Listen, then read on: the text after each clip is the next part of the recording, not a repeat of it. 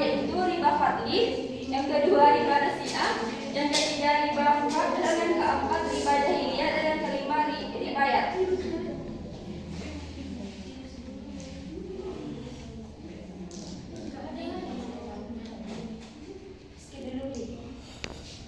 Nah, pada riba fad ini yaitu kegiatan transaksi jual beli maupun pertukaran barang-barang yang menghasilkan riba namun dengan jumlah atau takaran yang berbeda.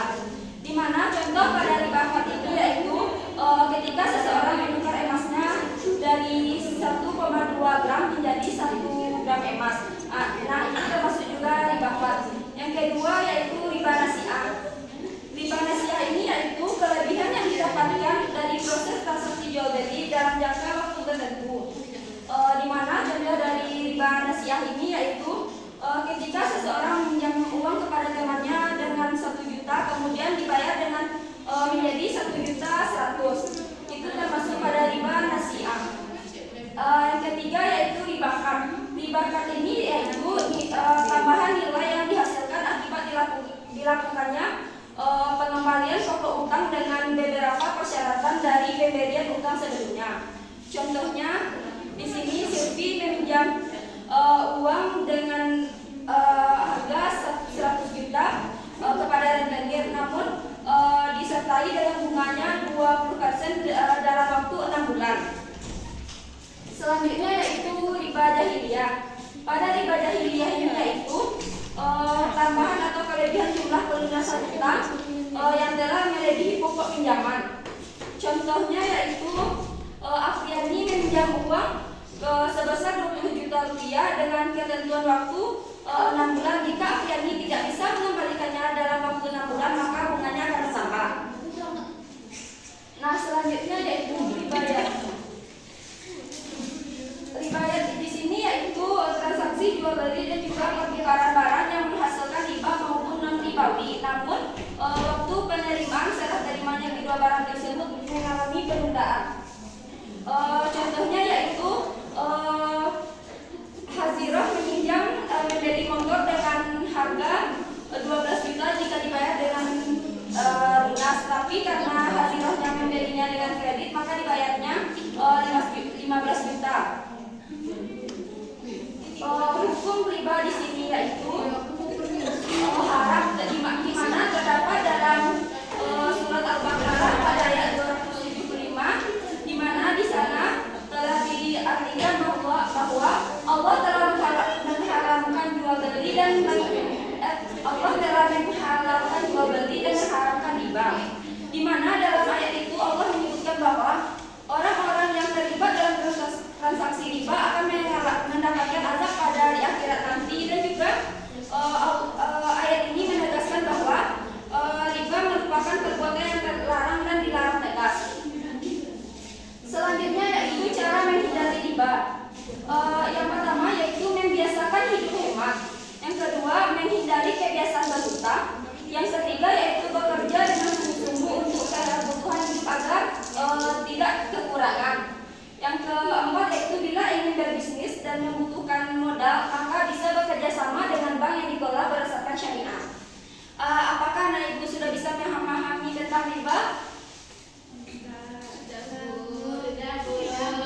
Kalau sudah, sekarang kita lanjut pada asuransi konvensional dan juga asuransi bank syariah. Nah, apakah anak ibu tahu itu apa asuransi? Jaminan, Bu. Nah, betul sekali. Asuransi secara bahasa itu pertanggungan. Secara istilah, asuransi di sini yaitu suatu kesepakatan antara dua pihak atau lebih untuk memberikan jaminan akan suatu hal yang telah dijanjikannya. Nah, sekarang kita pada pembelajaran ini yaitu tentang asuransi bank konvensional. Asuransi bank konvensional di sini yaitu cara kerjanya mengedepankan prinsip transaksi atau jual beli risiko, atau bisa juga disebut dengan transfer risk. Di mana pada dalam asuransi konvensional ini bergabung dengan peserta asuransi dan membayar premi untuk mengalihkan risiko ekonomis dari perusahaan asuransi. Pada asuransi bank konvensional ini memiliki 3 prinsip. Yang pertama prinsip ganti rugi, yang kedua prinsip subrogasi, dan yang ketiga prinsip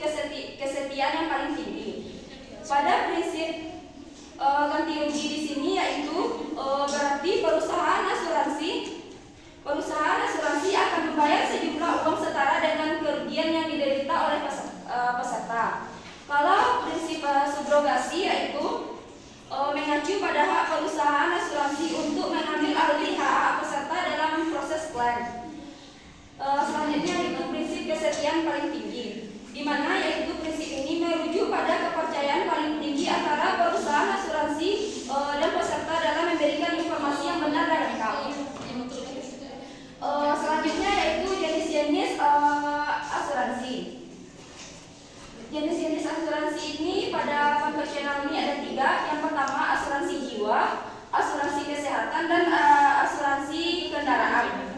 Asuransi kesehatan ini yaitu produk asuransi yang memberikan jaminan kepada tertanggung apabila mengalami sakit dan kecelakaan. Kalau asuransi kesehatan ini yaitu kalau asuransi jiwa itu sebuah bentuk perlindungan terhadap hilangnya pendapatan seseorang atau keluarga akibat kematian anggota keluarganya yang menjadi sumber nafkah bagi keluarganya. Nah, selanjutnya yaitu asuransi kendaraan, di mana asuransi kendaraan ini asuransi khusus kendaraan, di mana resiko yang kemungkinan terjadi pada kendaraan dialihkan kepada perusahaan asuransi. Kelebihan dari asuransi bank konvensional ini yaitu yang pertama lebih banyak pilihan, di mana asuransi konvensional ini menawarkan lebih banyak pilihan produk dan jangkauan, memungkinkan nasabah untuk memilih opsi yang sesuai dengan kebutuhan kemampuan finansial mereka. Selanjutnya yaitu penanggungan penuh, di mana asuransi konvensional memberikan penanggungan penuh terhadap risiko yang ditanggungnya, sehingga nasabah tidak perlu khawatir mengenai biaya yang timbul jika terjadi kejadian tidak diinginkan. Selanjutnya yaitu kelebihannya yaitu memakai akad jual beli. Asuransi konvensional menggunakan prinsip jual beli risiko yang berarti kontribusi yang memproduksikan peserta bertujuan untuk mengalihkan risiko kepada perusahaan asuransi. Apakah anak-anak ibu sudah dapat memahami tentang asuransi bank konvensional? Sudah.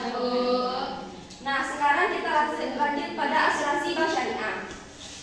Asuransi bank syariah ini adalah usaha saling melindungi dan tolong-menolong di antara para asuransi dengan menerapkan operasional dan prinsip hukum sesuai dengan syariat Islam. Pada asuransi bank syariah ini ada memiliki 3 prinsip. Yang pertama prinsip gotong royong, yang kedua prinsip bagi hasil, dan yang ketiga prinsip perwakilan. Prinsip gotong royong di sini yaitu setiap peserta memberikan sumbangan untuk membantu peserta lain yang mengalami kerugian. Yang kedua yaitu prinsip bagi hasil. Prinsip bagi hasil di sini yaitu mengacu pada kesempatan antara perusahaan asuransi syariah dengan peserta untuk berbagi hasil investasi yang telah dilakukannya. Selanjutnya yaitu tentang prinsip perwakilan. Prinsip perwakilan di sini yaitu merujuk pada para perusahaan asuransi syariah sebagai perwakilan peserta untuk mengolah dana yang telah dikumpulkannya. Jenis-jenis dari asuransi bank syariah di sini ada 4. Yang pertama asuransi jiwa syariah, yang kedua asuransi pendidikan syariah, yang ketiga asuransi kesehatan syariah, yang keempat asuransi haji dan umroh. Asuransi jiwa syariah di sini yaitu perusahaan asuransi akan memberikan manfaat berupa uang penanggungan kepada ahli waris apabila peserta asuransi meninggal dunia. Selanjutnya yaitu tentang asuransi pendidikan syariah, di mana asuransi ini dana pendidikannya yang telah disepakati akan diberikan kepada penerima hibahnya yang sesuai dengan jenjang pendidikan yang telah diberikan. Selanjutnya yaitu asuransi kesehatan syariah, di mana asuransi yang memberikan santunan atau pergantian jika peserta asuransi sakit atau kecelakaan. Selanjutnya yaitu asuransi haji dan umroh. Asuransi haji dan umroh di sini yaitu memberikan perlindungan finansial bagi jamaah haji atau umroh atas musibah yang terjadi pada mereka saat melaksanakan ibadah haji dan umroh. Nah, di sini asuransi bank syariah di sini memiliki kelebihan. Yang pertama tidak mengandung praktek riba, yang kedua memberikan perlindungan yang lebih baik, yang ketiga yaitu mengutamakan kepentingan peserta. Itulah pembelajaran kita pada hari ini. Apakah anak ibu bisa memahaminya? Sudah. Nah, untuk minggu besok ibu akan memberikan tugasnya dan pada halaman 50. Jadi kesimpulan yang dapat kita ambil adalah yaitu bahwasannya riba ini dilarang dalam kehidupan sehari-hari, dan juga bahwa asuransi bank konvensional dan syariah ini sangatlah berguna dalam kehidupan kita sehari-hari.